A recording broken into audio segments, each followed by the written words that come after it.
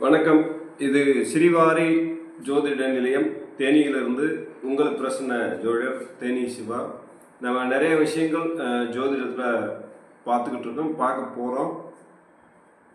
நம்ம கொடுக்கக்கூடிய வீடியோக்கள் உண்மையில் நம்மளுடைய தமிழ் மக்களுக்கு கண்டிப்பாக ஒரு நல்ல ஒரு விஷயங்களை ஏற்படுத்தி கொடுக்கும் என்பதில் எந்த ஒரு சந்தேகமும் வேண்டாம். நம்ம இன்றைக்கி பார்க்க போகிற வீடியோ, இன்றைக்கி காலையில் இந்த வீடியோ அப்லோட் பண்ணுறதுக்கு முன்னாடி நடந்த ஒரு சம்பவத்தை நான் இப்போ ஒரு உண்மை சம்பவமாக சொல்ல போகிறேன்.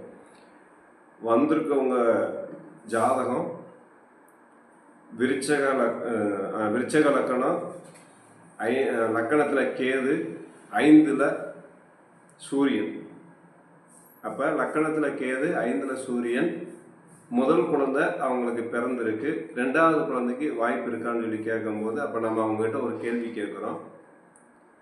இந்த இப்போ பிறந்திருக்கக்கூடிய குழந்தை, இந்த விருச்சிக லக்கணத்தில் பிறந்திருக்கக்கூடிய குழந்தைக்கு லக்கணத்தில் கேது இருக்குது, 5ஆம் இடத்துல சூரியன் இருக்குது. அப்போ அவங்க அடுத்த குழந்தைக்கு வாய்ப்புகள் இருக்கா, அடுத்த குழந்தை எப்போ எனக்கு கிடைக்கும், இந்த குழந்தைக்கு அடுத்து எவ்வளவு காலங்கள் கழித்து அந்த 2வது குழந்தைக்கு நான் முயற்சி எடுக்கலாம் சொல்லி கேட்குறாங்க. அப்போ நம்ம என்ன சொல்கிறோன்னு கேட்டிங்கன்னா, லக்கணத்தில் கேது இருந்தாலே அல்லது கேதுவோட தசாபுத்தியில் குழந்தைகள் பிறக்கக்கூடிய அம்சங்கள் இருந்தாலே அந்த குழந்தைக்கு முன்னாடி கண்டிப்பாக ஒரு குழந்தை அபாசனோ அல்லது பிறந்தோ ஒரு குறிப்பிட்ட மாதங்களுக்குள் அந்த குழந்தையோட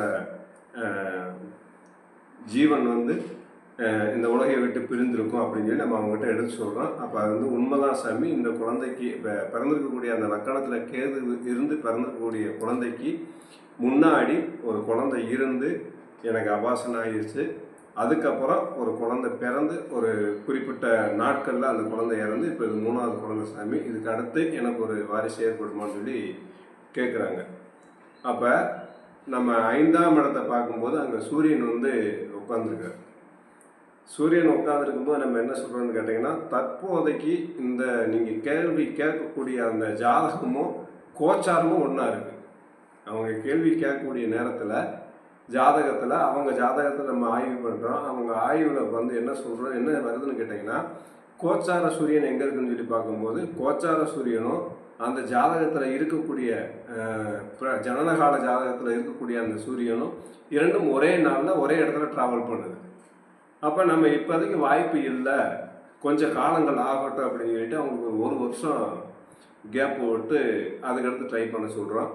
அவங்க என்ன பண்ணாங்கன்னா, இந்த குழந்தை பிறந்து ஒரு குறிப்பிட்ட காலங்கள் கழித்து கன்சீவ் ஆகக்கூடிய டைமில் மறுபடியும் அவங்க ட்ரை பண்ணும்போது அதே மாதிரி அந்த குழந்தை அபாசனம் ஆகுது.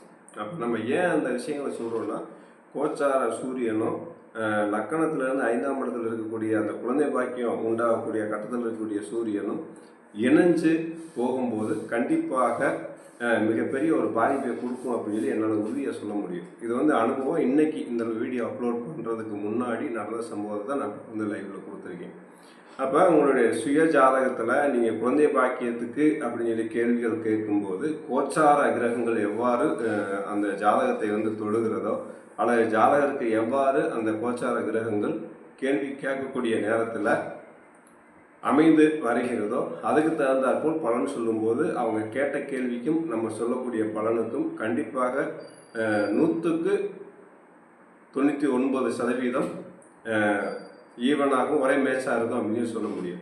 அப்போ இதுக்கு என்ன சாமி செஞ்சுக்கலாம் அப்படின்னு சொல்லி கேட்டிங்கன்னா, எளிமையான வழிபாடு, குரு வழிபாடு பண்ணணும். ஏன்னா நம்ம குழந்தை பாக்கியத்துக்கு தானே கேட்குறோம்.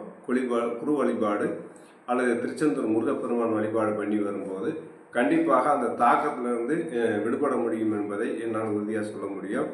அதுபோல் அந்த ஜாதகர் கேது லக்கணாதிபதியாக இருக்கிறதுனால லக்கணத்தில் இருந்து அந்த லக்கணத்தில் இருக்கக்கூடிய கேது தடை தாமதங்களை ஏற்படுத்த என்பது அவங்களுக்கு வேறொரு வழிபாடும் அவங்களுக்கு நம்ம சொல்லி அனுப்பிட்டோம். அது பிரகாரம் அவங்க பண்ணி ஒரு சில காலங்கள் கழித்து நான் உங்களை பார்க்குற சாமி அப்படின்னு சொல்லிட்டு சென்றிருக்கிறார்கள்.